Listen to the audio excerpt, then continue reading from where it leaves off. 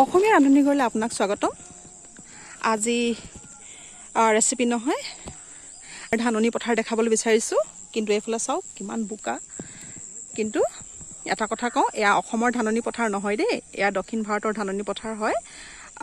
ধাননিৰ গোন্ধটোৱে ইমান ভাল লগাইছে নহয়, ধানৰ গোন্ধটো একদম যেন কাচি লৈ এফালৰ পৰা কাটি যাম তেনেকুৱা লাগিছে।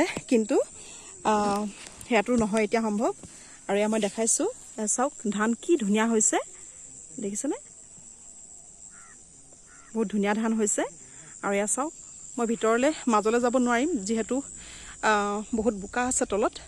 খুব ভাল লাগিলে ধানখিনি দেখি, অসমলৈ মনত পৰি গ'ল। সেই গতিকে ভাবিলোঁ আপোনালোকক এটা ভিডিঅ' কৰি দেখাওঁ দক্ষিণ ভাৰতৰ ধাননি পথাৰ। এয়া বহুত ধুনীয়া, ওচৰতে পাহাৰ আছে দেখিছে।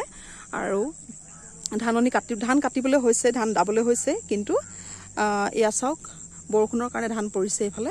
আৰু তলতো বহুত বোকা আছে, দেখিছে নাই জানো আপোনালোকে? বহুত পানী বোকা ভৰ্তি মানে। এয়া চাওক, দেখিছেনে কিমান পানী আছে, দেখিছে? এইবাৰ বৰষুণে ধাননি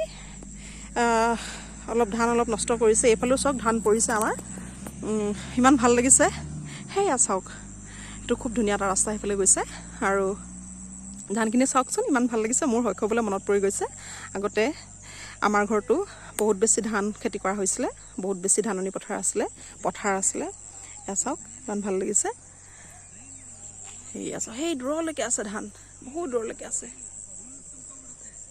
ধাননিৰ গোন্ধটো ইমান ভাল লাগিছে নহয়, মই বুজাব পৰা নাই।